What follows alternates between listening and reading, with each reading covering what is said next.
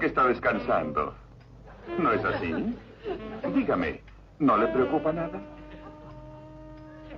¿No le importa pensar que está perdiendo el tiempo sin lograr absolutamente nada, cuando existen personas que están trabajando, haciendo algo durante su tiempo libre?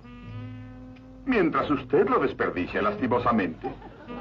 Pero me imagino que tiene derecho a ser holgazana y perezosa si así lo desea. Muy bien. Veo que al fin decidió hacer algo.